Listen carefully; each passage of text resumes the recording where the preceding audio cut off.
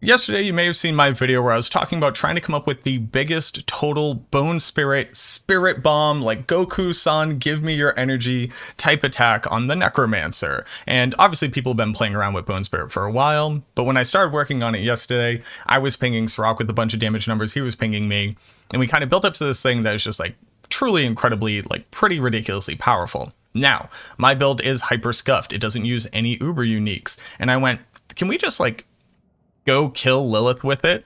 So I have two different things to show you. One, I want to show you the boss killer version of it, because this thing is actually just a very easy setup version of it. So you don't have to go through all like the multi-second, multi-timer things that you could do to get the highest total potential damage. And before we even look at the total highest percentage damage, let's look at this 1 billion damage clip.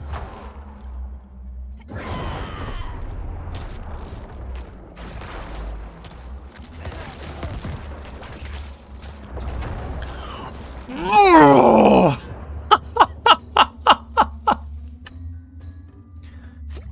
We hit 1 billion. Easy clip. So against an elite target dummy, we can get this build to do 1 billion damage. It requires the mixing together of a bunch of different multipliers, a pretty ridiculous Paragon board, and all in all, this isn't like a real build. I guess it's a real build because it just killed Echo of Lilith, and you could just walk up to any endgame boss or uber boss in the game and one-shot them like this as well. And you can go up to like any world boss and do it. There is a legitimate Bone Spirit farming build. There's even a speed farming build with Blood Artisan's Curse, which I really enjoy playing. You should go check it out on Maxroll. I highly recommend it. Let's go over what's happening right now, what you just saw, and in general, the approach to min-maxing your damage. And then we'll also talk about a couple ways where you can take this even further. So just for the people who didn't see my video yesterday and the iterations that we've actually made to the build at this point, it basically all hinders on the fact that Blood Boil, ignore everything on the top, but the bottom part of it says that every 20 seconds, your next skill will overpower. And that means that we can make Bone Spirit, a skill that is not a core skill, so you can't make it, automatically overpower off of Banished Lord's Talisman. But we can make that skill overpower. And it turns out, bare minimum, adding on another 1.5 or 50% damage multiplier to Bone Spirit is pretty strong. Bone Spirit just in general is a really strong skill. But what else can you do with a skill that is now guaranteed to overpower? Well, Bone Spirit is a skill that naturally critically strikes at a very high rate. In fact, you hit a 100% chance to crit on the normal Bone Spirit build. That means that Banished Lord's Talisman that says if you crit and if you overpower, you gain a 120% damage multiplier, all of a sudden you're doing a lot of damage. Now there's another stat on this amulet right there, that overpower damage, that little additive damage, and we'll come back to that, but that's actually a pretty important stat there as well. But okay, so we have a skill that's going to overpower. Overpower is naturally increased by having more maximum life and fortify, etc. Ooh, I never even thought about the fact that we haven't been stacking any fortify. That's actually a huge amount of damage that we're missing out on. Good note to remember later on. But what else can you do if you're gonna overpower and you're going to crit? Well, you can use something like Untimely Death. Untimely Death says that every time that you attack, you overheal. And if you're using Undying, then you can just choose to overheal as much as you want. I could sit here and spam Decompose, and that little number getting higher and higher on my skill bar right there, that's Untimely Death. And when you put this onto a two-handed weapon, that says if you were to overpower, you gain an additional 120% damage multiplier. So that's one 2.2 multiplier here and one 2.2 multiplier here. Now we can start stacking on all the other things that say if you overpower or if you crit. Deathless Visage says if you crit, do more damage, as well as having a bunch of maximum essence. Maximum essence for every one that you have gives an additional 3% damage to the base damage of Bone Spirit.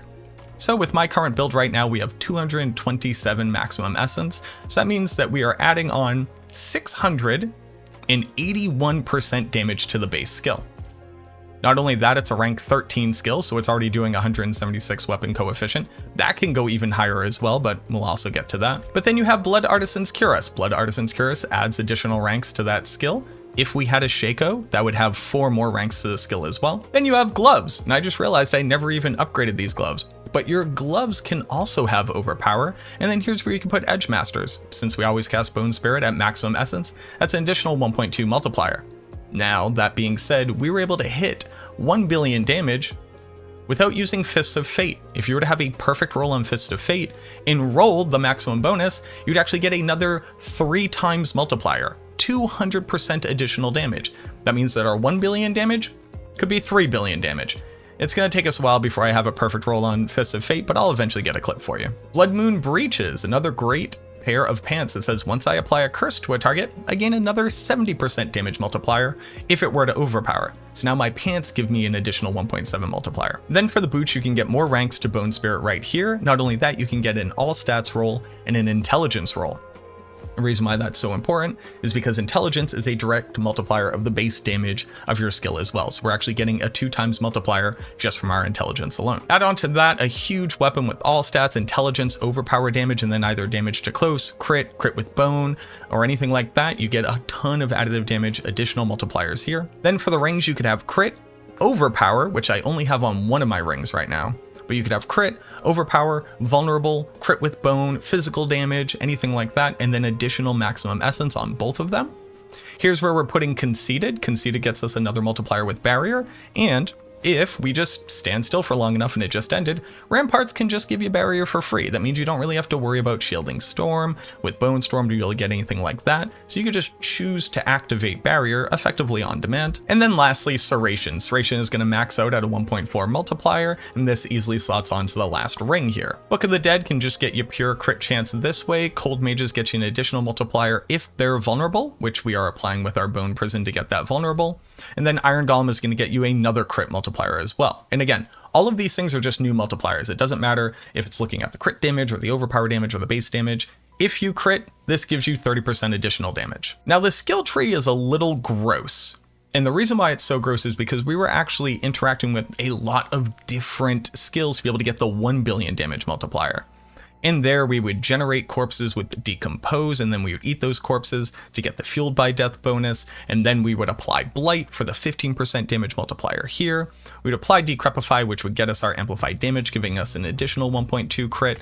Then if we were distant, we're getting an additional 1.12 damage. Originally, we were using Corpse Tendrils, so we could use Grasping Veins, that's on our other weapon, but that would get us an additional 80% damage multiplier. The only issue here is that it eats up the Overpower charge, so it's hard to do against a boss, and it just has so much setup that's not realistic to use against the boss. But maxing out Bone Spirit, applying Ghastly Bone Spirit so you're always critting, then the additional crit chance from Serration. If you're using the maximum setup, being able to proc Compound Fracture off of Bone Storm gets you an additional 15% multiplier. And then Evulsion is another 15% multiplier. Down into here, just need the Bone Storm to get that crit chance at this point, and then Ossified Essence again, which, based off of our maximum essence at 227, is gaining us an additional 113.5 damage multiplier, so another 2.135 total damage multiplier there. And then I've got to admit to you, the Paragon is where I feel like personally wicked smart about it. Because I had a pretty decent Paragon system set up, and I went, wait a minute, Mac, you're forgetting about overpower damage. And you're forgetting about the fact that there's additional multipliers to overpower damage in the Paragon that you normally would never run with Bone Spirit. So while I'll have all of this built out, and you can see it in a planner that I'll have linked down below, we are using Sacrificial for an additional 1.1 multiplier. You'll notice that we're just going for pure damage here. Right? Pure damage, no defense, no whatever. We don't care about any of that. We're going for highest total potential damage output. Into Bone Graft, we're going to be picking up Amplify. Amplify is only a rank 1 glyph right now, but I needed to be able to get that additional 1.1 when they're cursed, and then this will eventually touch all of the Bone passives over here and give a pretty big additive bonus. Then obviously we want Shaper of Bone for the additional additive here. Bone Graft, the interesting part about Bone Graft is that by casting Bone Prison on a target, it just builds up Bone Graft. So similar to how it used to proc Lucky Hit a whole bunch, it looks like the vulnerable missiles that are created to apply vulnerable to targets in it count as hitting the target with the Bone skill, which is just stupid. While I knew it worked for the Lucky Hit, I didn't know it worked for Bone Graft, but luckily Sirach was able to tune me into that. But this is how we're both applying vulnerable and then maxing out Bone Graft's bonus, which gets us additional essence and additional damage multiplier. Over into Flesh Eater, if you are using the max damage version and consuming corpses, obviously this is super important, but if not, the major thing to take away from here is that we're putting in control. This also isn't working on Uber Lilith. This is only when we can actually stagger and or actually apply a crowd control effect to one of the target dummies. That's why I was doing all my testing on elite monsters. So right now, this literally did nothing to Uber Lilith in any way, shape, or form. You would just put another damage multiplier from one of the base magic nodes, or Gravekeeper to get additional damage bonus when there are corpses on the ground, as well as a rare node bonus for damage to elites here. And then this was the thing where I went, oh snap, I forgot, and now we can really tap into this. Bloodbath. Bloodbath says 35% damage multiplier whenever you overpower. And we can just choose to overpower. So that's just a free multiplier there. A bunch of really strong damage while healthy, and then overpower nodes here. And then this is where we are tossing in Essence. Interestingly enough, Essence also effectively is doing nothing against Uber Lilith in these exchanges, so you could put another glyph here for an additional multiplier, but if she was ever not healthy, we would be gaining another 1.22 multiplier there. And then up into the Scented Death is where we're actually going to put Dominate. Dominate is a glyph that says 300% additive overpower damage. On top of that, if you could overpower by accident, like if your Bone Storm happened to overpower before you applied your damage, you could get an additional 12% damage multiplier here. It's just really hard to actually make that thing go off without hitching up in some way, but just a huge amount of additive damage here. And then lastly, while we don't go for the Blood Begets Blood actual legendary node, this is where we're putting in Corporeal, again, just as a magic damage bonus, since these are overpower nodes as well. These two and this one right here. So that's a huge amount of additional additive bonus, and then another 1.1 damage multiplier. So right now, if I were to change nothing else, if all I was to do was to grind out a perfect version of Fist of Fate, put it onto here, and then actually roll the maximum damage on it, and let's just say I also procced Lucky Hit while that was happening, we are already over 3 billion damage with the current setup that you're looking at right now. If I were to gain a Grandfather and a Shako, that would give me 4 more ranks to the base skill, but we're already over 3 billion damage very easily. That's not including the addition of Chorus of War, which adds on 2 more 1.05 multipliers, as well as 40 all stats.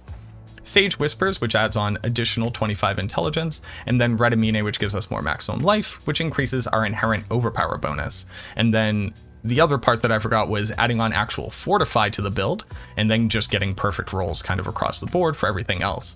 And I think, like, unironically, ballpark, if you were to sit there and just run the tests until it were to happen again, somewhere around 5 billion damage is where this thing is probably topping out in a test scenario. Up against any one of the bosses, like 100 million damage is going to one-shot, as you just saw, Uber Lilith in either one of her phases, and then you just need to do 400 million damage to be able to one-shot Duriel, and we're doing 800 million damage without the optimization that I just showed you right here. So the build one-shots every single thing in the game.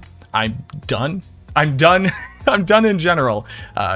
The whole season, all I've been hearing about is like the one taps from rogues, the one taps from barbarians, the one taps from sorceresses, and then being told like, oh, the setup is too hard on the Necromancer. You know, even if you could do it, it's like too much. I think doing 1, 2, 3, 4 is a pretty easy setup to be able to one-shot Echo of Lilith. So I hope that that inspires you to try this out yourself. If you have a similar build, if you've been working on something differently, if you're getting higher than 1 billion damage, let me know down in the comments. I'm really excited to see what people have been coming up with, because right now the Necromancer class is in such a great place. And I think just being able to like put a stamp on it and say like, oh, it also one-shots everything in the game. Now it kind of has everything that you need, right? Like all of a sudden it does everything that all the other builds do. The only issue with the class is it's still kind of slow. It doesn't have a lot of great mobility, but I promise you, I will keep screaming at the developers until they at least give us something to play with there. But as always, let me know down in the comments what you think. I'd love to hear from you. If you haven't already, subscribe to the channel. I hope that this type of content is what is interesting to you. I hope that you found it entertaining, or at the very least educational. And thank you so much for watching. If you could throw a like onto the video as well, I'd really appreciate it. But that's enough of me shilling for myself. Thank you so much for watching this video. I truly, truly appreciate it. And I look forward to seeing you in the next one.